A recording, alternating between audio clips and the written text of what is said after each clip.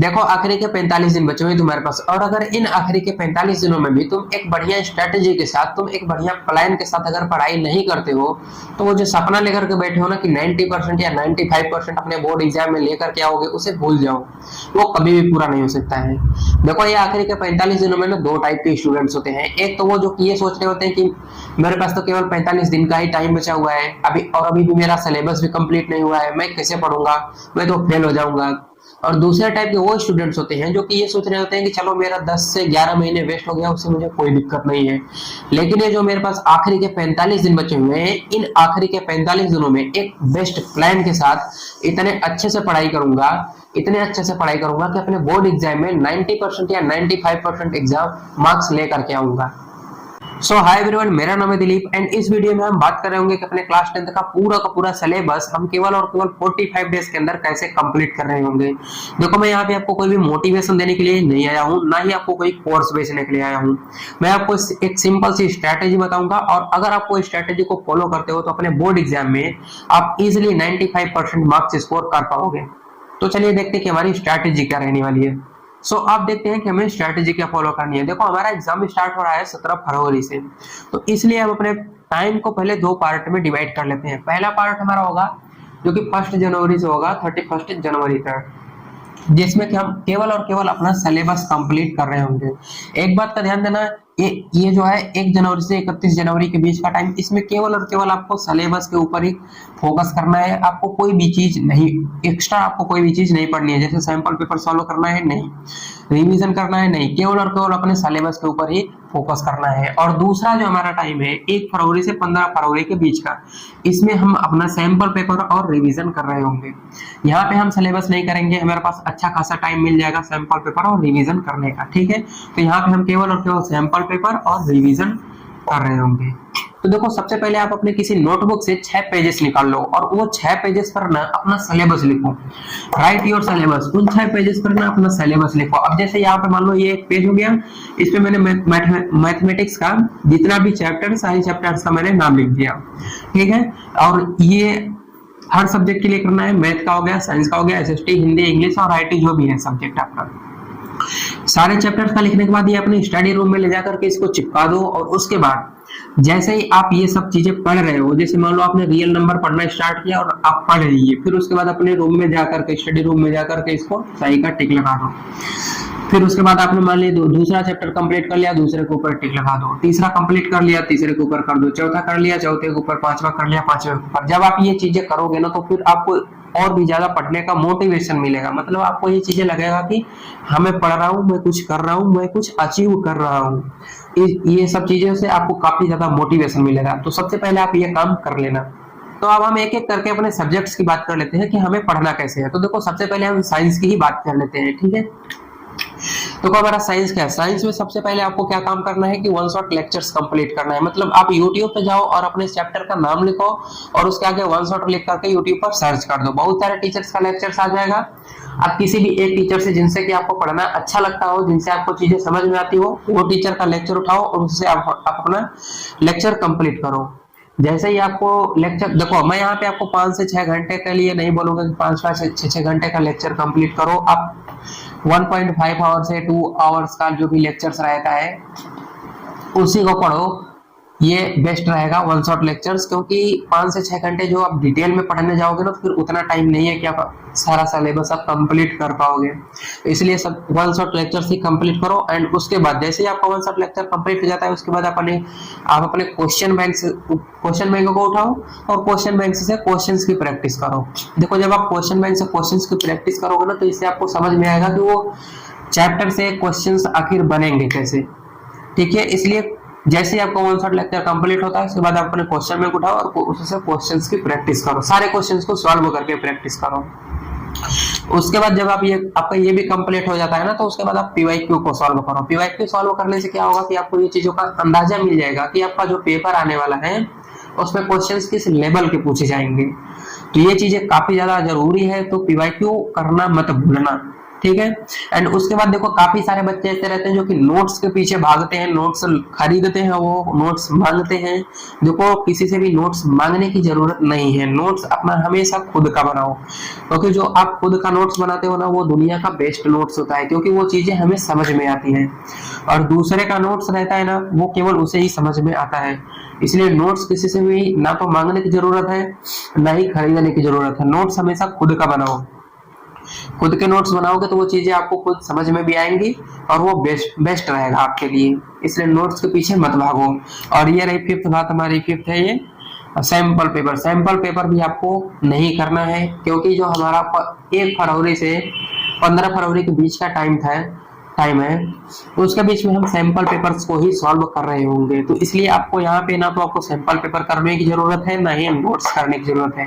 यहाँ पे सिर्फ और सिर्फ आप अपना 1 शॉट लेक्चर कंप्लीट करो, उसके बाद क्वेश्चन बैंक उठाओ, क्वेश्चन बैंक से सारे क्वेश्चंस की प्रैक्टिस करो, ये भी कंप्लीट हो जाता है। उसके बाद पीवाईक्यू करो, उसके बाद बस ये सारी चीजें आप कर लेते हो, दैट्स एनफ, इतना से आपका हो जाएगा सिलेबस। तो देखो अब हम बात कर लेते हैं मैथ्स की। तो देखो हमें मैथ्स कैसे पढ़ना है। देखो मैथ्स में हमें क्या करना है, सबसे पहले इसमें भी आप 1 शॉट के लेक्चर्स उठाओ, 1 शॉट के लेक्चर से अपना कंप्लीट कर लो। उसके बाद जैसे आप 1 शॉट का लेक्चर से अपना चैप्टर कंप्लीट करते हो, उसके बाद आप अपना क्वेश्चन बैंक उठाओ और क्वेश्चन बैंक से सारे क्वेश्चंस को कंप्लीट करो। ठीक है, इसमें क्वेश्चंस छोड़ने की जरूरत नहीं है। आप जैसे ही आपका 1 शॉट लेक्चर कंप्लीट हो जाता है, उसके बाद आप अपने क्वेश्चन बैंक को उठाओ, क्वेश्चन बैंक से सारे क्वेश्चंस की प्रैक्टिस करो। ये भी आपका हो जाता है, ये हो जाता है, ये हो जाता है। उसके बाद आप एनसीईआरटी की बुक उठाओ और एनसीईआरटी की सारी एक्सरसाइज करो, क्योंकि एनसीईआरटी बहुत ही ज्यादा जरूरी है। एनसीईआरटी से कई सारे क्वेश्चंस एज इट इज पूछे भी जाते हैं। एनसीईआरटी में देखो आपको एनसीईआरटी के एक्सरसाइज करना है और एनसीईआरटी के एग्जाम्पलर्स भी करने हैं। ठीक है, केवल एक्सरसाइज करके छोड़ मत दो, एक्सरसाइज और एग्जाम्पलर दोनों करना है, दोनों के ऊपर फोकस करना है। और उसके बाद ये तीनों चीज कंप्लीट कर लेते हो, उसके बाद आप अपना पीवाईक्यू देखो, पीवाईक्यू को भी कंप्लीट करो, पीवाईक्यू को भी सॉल्व करो। पीवाईक्यू की प्रैक्टिस करोगे तो आपको ये चीजें पता चलेगा कि एग्जाम में किस लेवल के क्वेश्चंस पूछे जाते हैं और किस लेवल के क्वेश्चन पूछे जाएंगे। इसलिए पीवाईक्यू करना मस्ट है, इसको आप इग्नोर नहीं कर सकते हो। एंड लास्ट में आपको ये सैंपल पेपर, फिर से मैं बोलूंगा कि सैंपल पेपर करने की कोई भी जरूरत नहीं है, क्योंकि हम 1 फरवरी से 15 फरवरी के बीच में सैंपल पेपर खूब सारे सॉल्व कर रहे होंगे।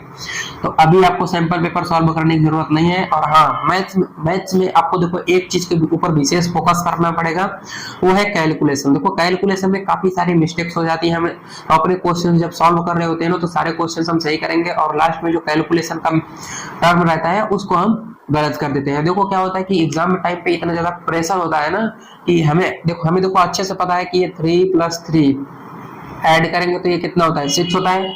लेकिन जब हम एग्जाम में सॉल्व कर रहे होते हैं ना तो ये हम 3 + 3 अगर किसी क्वेश्चन का करना है तो हम ये 7 लिख करके आ जाएंगे। और इतना ही नहीं, जब हम इसको रीचेक करेंगे ना तो फिर भी ये 3 + 3 को 7 ही लिखेंगे। इतना ज्यादा प्रेशर होता है एग्जाम के टाइम पे। तो इसलिए कैलकुलेशन के ऊपर विशेष फोकस करना, ये सारी चीजें काफी ज्यादा बच्चे गलतियां ये करते हैं, इसलिए कैलकुलेशन के ऊपर मैथ्स में काफी ज्यादा ध्यान देना। और ये मैथ्स है तो मैथ्स में देखो याद करने जैसी कुछ चीजें होती नहीं है, फॉर्मूला भी आपको क्या करना है, याद करना है। तो उसके लिए काफी ज्यादा क्वेश्चन सॉल्व करो और उससे ज्यादा जब क्वेश्चन आप सॉल्व करोगे तो आपको खुद ब खुद फार्मूले, सारे के सारे फार्मूले आपको खुद ब खुद याद हो जाएंगे। तो आपको फार्मूला ना याद करने की जरूरत है ना कुछ करने की जरूरत है, आप केवल और केवल मैथ्स में प्रैक्टिस करो, आपको सारी चीजें याद हो जाएंगी ऑटोमेटिक। तो देखो अब हम बात कर लेते हैं एसएसटी की। एसएसटी देखो हमें कैसे पढ़ना है। एसएसटी में देखो काफी चीजें हमें याद करने वाली होती हैं, इसलिए आप क्या करोगे, कोई भी जो भी चैप्टर आपको पढ़ना है उसका सबसे पहले आप 1 शॉट लेक्चर उठाओ और उससे अपना चैप्टर पढ़ना कंप्लीट कर लो। एंड उसके बाद आप क्वेश्चन बैंक उठाओ और क्वेश्चन बैंक से क्वेश्चंस की प्रैक्टिस करो। ये देखो क्वेश्चन बैंक ऐसा नहीं कि केवल क्वेश्चन बैंक लेकर के आप खड़े हो और उसको देख रहे हो, हाँ पढ़ लिया ऐसे हो गया, नहीं, उसको देखो कॉपी और पेन लेकर के उसको क्वेश्चंस को लिख करके प्रैक्टिस करो। क्योंकि जब आप लिख करके प्रैक्टिस करोगे ना तो उससे आपको 2 चीजों का प्रॉफिट होगा। एक तो आपकी राइटिंग में काफी ज्यादा इंप्रूवमेंट होगी और दूसरी चीज के जब आप क्वेश्चंस को लिखोगे ना तो वो चीजें आपको मतलब बहुत ज्यादा तो नहीं लेकिन थोड़ी चीजें वो ऑटोमेटिक आपको याद होती चलेंगी। तो जब आप एग्जाम में कर रहे होगे तो थोड़ी बहुत चीजें जो आप भूल रहे होगे ना, तो इससे जब आप ये प्रैक्टिस किए रहोगे तो वो चीजें आपको भूलने का नौबत नहीं आएगा। इसलिए आप क्वेश्चन बैंक से क्वेश्चंस की प्रैक्टिस करो और वो कॉपी पेन लेकर के लिख करके प्रैक्टिस करो। और ये जब आप कर लेते हो उसके बाद आपको पीवाईक्यू सॉल्व करना है। पीवाईक्यू सॉल्व करने से क्या होगा कि आपको ये चीज समझ में आएंगी कि क्वेश्चंस पूछे कैसे जाते हैं। और देखो एसएसटी में क्या है ना कि पीवाईक्यू अगर आप 5 पीवाईक्यू जिसे 5 प्रीवियस ईयर के पेपर सॉल्व कर लेते हो ना, तो उसमें देखो मोस्ट ऑफ द चांसेस ये होते हैं कि 50% सिलेबस आपका 50% क्वेश्चंस रहेंगे जो कि सेम एज इट इज आएंगे। अगर आपने प्रीवियस ईयर के 5 प्रीवियस ईयर के पेपर सॉल्व कर लिया अच्छे से, तो उसमें आपका 50% सिलेबस ऐसा रहेगा, 50% क्वेश्चंस ऐसे रहेंगे जो कि आपको केवल प्रीवियस ईयर के पेपर सॉल्व करने से ही हो जाएंगे। तो प्रीवियस ईयर का पेपर सॉल्व करना मत भूलना। और इसमें भी देखो नोट्स वोट्स की जरूरत नहीं है। नोट्स आप खुद से बनाना, खुद से बनाई हुई नोट्स दुनिया की बेस्ट नोट्स होती है, क्योंकि वो चीजें आपको समझ में आती हैं। देखो दूसरे का नोट्स लोगे तो वो अपने मतलब वो चीजों को कैसे समझता है, कैसे क्या करता है, वो अपने हिसाब से वो नोट्स को बनाता है, तो वो चीजें आपको समझ में नहीं आएंगी। सबका दिमाग अलग अलग होता है, सबकी दिमाग की कैपेबिलिटी अलग अलग होती है, चीजों को समझने की क्षमता अलग अलग होती है, तो वो सब कोई अपने हिसाब से नोट्स बनाता है। तो आप जब अपना खुद से नोट्स बनाओगे तो वो नोट्स आपको अच्छे लगेंगे और उससे आप जब भी रिवीजन करोगे तो आपको काफी ज्यादा प्रॉफिट रहेगा। इसलिए नोट्स के पीछे कभी भी मत भागो। नोट्स दूसरे का ना तो मांगने की जरूरत है ना तो खरीदने की जरूरत है। और ये है 5th topic sample paper. Sample paper का जैसा कि मैंने पिछले बताया, साइंस और मैथ में सैंपल पेपर सॉल्व करने की जरूरत नहीं है, क्योंकि जो हमारा 1 फरवरी से 15 फरवरी के बीच का टाइम है उसमें हम काफी सारे सैंपल पेपर्स को सॉल्व कर रहे होंगे। तो अभी आपको सैंपल पेपर सॉल्व करने की कोई भी जरूरत नहीं है। देखो अब हम बात कर लेते हैं हिंदी और इंग्लिश की। तो हिंदी और इंग्लिश को पढ़ने के लिए हमारी क्या स्ट्रैटेजी होनी चाहिए। तो देखो हिंदी और इंग्लिश का पढ़ने के लिए सबसे पहले आप क्या करो कि चैप्टर्स की जो है समरी पढ़ना स्टार्ट करो। यूट्यूब पे जाओ, अपने चैप्टर का नाम लिखो और आगे समरी लिख दो, सर्च कर दो, आ जाएंगे काफी सारे टीचर्स का। जो भी टीचर्स से आपको पढ़ना अच्छा लगता है वो टीचर्स से आप पढ़ाना स्टार्ट करो और चैप्टर्स की समरी कंप्लीट करो। उसके बाद आप अपना क्वेश्चन बैंक उठाओ और क्वेश्चन बैंक से क्वेश्चंस की प्रैक्टिस करो। और इसमें भी एसएसटी का जैसे मैं बोला, इसमें भी लिख करके क्वेश्चंस की प्रैक्टिस करो, क्योंकि इसमें काफी ज्यादा स्टोरीज वगैरह होती है। तो जब आप लिख के चीजों को प्रैक्टिस करते हो ना, तो काफी चीजें आपको बिना याद किए आपको याद हो जाती हैं। तो इसलिए लिख करके कॉपी पर प्रैक्टिस करो क्वेश्चंस की, उससे आपको काफी ज्यादा हेल्प होगी। एंड द थर्ड है हमारा राइटिंग के ऊपर प्रैक्टिस करना है। देखो राइटिंग मतलब जो आपका लेटर वगैरह लिखने के लिए आता है ना सेक्शन बी में, वो सारी चीजों के ऊपर भी फोकस करो और उसका काफी पैटर्न वगैरह वो सब चीजें रहती है, उन सब चीजों के ऊपर विशेष फोकस करो कि वो सब कैसे लिखा जाता है। लेटर वगैरह जो भी है वो सारी चीजों के ऊपर फोकस करो, अच्छे से लिखने की प्रैक्टिस करो। लिख करके जब आप कॉपी पर प्रैक्टिस करोगे ना, तो आपको काफी ज्यादा उससे हेल्प होगी। एंड देखो ये हमारा 4th चीज है ग्रामर के ऊपर। देखो क्या है, ग्रामर को मैंने देखा है कई सारे लोग बोलते हैं कि ग्रामर को हम लास्ट के 1-2 दिन में कर लेंगे, लास्ट के टाइम पे कर लेंगे। तो क्या आप ऐसा बिल्कुल मत करना। ग्रामर आप लास्ट के टाइम पे कभी भी नहीं कर पाओगे। ग्रामर इतना इजी भी नहीं होता है कि ग्रामर आप लास्ट के टाइम पे उठ करके कर लोगे। अभी आप कुछ भी नहीं पढ़ रहे हो, ग्रामर आप बाद में कर लोगे, ऐसा बिल्कुल नहीं है। लास्ट के टाइम पे सिर्फ वही रहेगा कि कुछ भी नहीं कर पाओगे। ग्रामर में एक वॉइस रहती है, वॉइस कैसे कर पाओगे, ट्रांसलेशन कैसे कर पाओगे, ये सारी चीजें रहती है। तो ट्रांसलेशन नहीं कर पाओगे, ग्रामर में वॉइस रहेगी, नहीं कर पाओगे।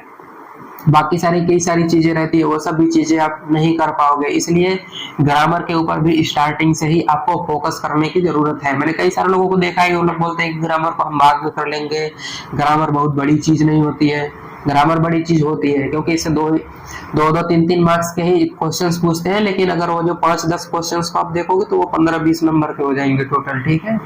इसलिए ग्रामर के ऊपर भी स्टार्टिंग से ही फोकस करो। ग्रामर जिस भी टीचर से पढ़ना हो उस टीचर से पढ़ो, ग्रामर भी जरूरी है। इसको भी उतना ही टाइम दो जितना कि बाकी चीजों को टाइम दे रहे हो। ऐसा नहीं है कि ग्रामर छोड़ दो। अगर आपने ग्रामर अभी छोड़ा तो फिर उसके बाद में आप रिग्रेट करोगे कि ग्रामर कंप्लीट ही नहीं हुआ, ग्रामर तो हमें आ ही नहीं रहा है। इसलिए ग्रामर के ऊपर भी विशेष फोकस करना है। देखो चैप्टर समरी पहले देखना है, उसके बाद क्वेश्चन बैंक उठाना है, उससे क्वेश्चंस की प्रैक्टिस करना है। उसके बाद आप लेटर राइटिंग की प्रैक्टिस करो। ये राइटिंग जो है लेटर वगैरह जो भी आपको लिखना रहता है वो सारी चीजों की लिख करके प्रैक्टिस करोगे तो उससे आपको याद करने की चीजें जरूरत नहीं पड़ेगी। और ये है ग्रामर, ग्रामर के ऊपर भी फोकस करो क्योंकि इससे वॉइस पूछता है, ट्रांसलेशन पूछता है और भी कई सारी चीजें पूछती है जो कि कंपलसरी रहता है। सो ये थी हमारी 45 डेज के लिए स्ट्रैटेजी, जिसमें कि हमने अपना मैथ, साइंस, हिंदी, इंग्लिश और एसएसटी पांचों सब्जेक्ट्स को कवर किया है अच्छे से। इसलिए आप पूरी मेहनत के साथ अच्छे से पढ़ाई करो। And thank you so much everyone, मिलते हैं किसी नेक्स्ट वीडियो में। Take care.